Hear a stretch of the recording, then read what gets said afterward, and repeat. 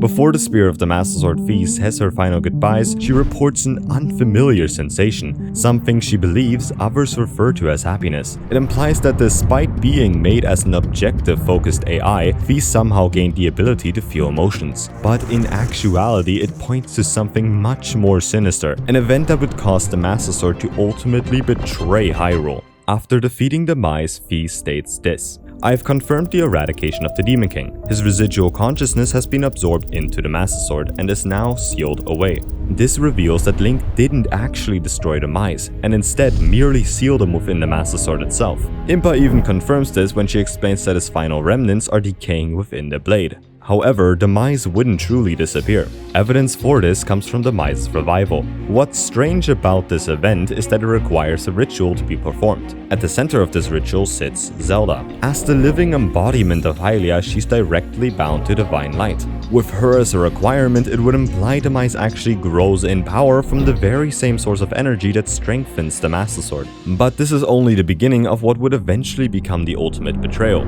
For further evidence, we need to look at the times Zelda communicates with the sword in Breath of the Wild and Tears of the Kingdom. If we compare each of these moments, we begin to see a pattern. The sword is always in a damaged state, and therefore drained of its divine energy. We also know that this voice must be Fi because of the sound emitted from it.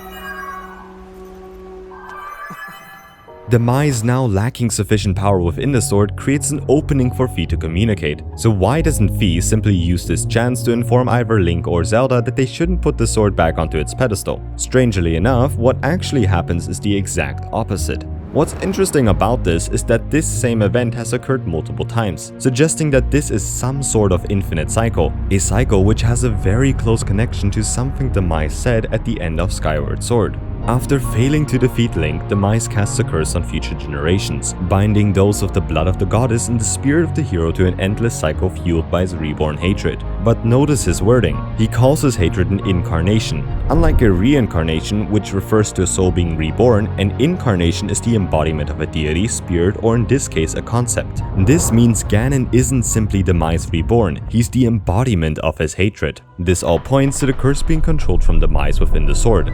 Each time Ganon emerged, the world required a hero and a descendant of Hylia to oppose him. By creating new incarnations of himself, he forced the bloodline of the goddess and the spirit of the hero to keep reappearing. In other words, Demise designed a prison of his own. Since Ganon could only be harmed by the Master Sword infused with the goddess's divine power, Fi had no other choice but let the blade and Demise sealed within it grow stronger under that divine light. However, the curse that bound Fi was only the beginning. What followed would alter the course of Hyrule's history forever. But before we continue, I'm curious about your take on this. Did Fi realize she was helping Demise this entire time, or was she simply carrying out Hylia's orders? Be sure to let me know in the comments below. And hey, if you've been enjoying this series so far, I'd really appreciate it if you'd consider liking this video and subscribing.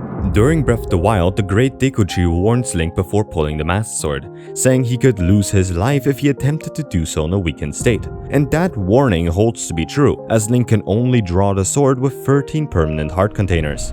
But in Tears of the Kingdom, something changes. When Link reclaims the Master Sword, he no longer requires extra hearts. Instead, he now needs stamina to withstand the dragon's attempts to shake him off. The absence of that life-draining effect suggests a change occurred within the sword. This change would come from an event that happened deep beneath Hyrule Castle.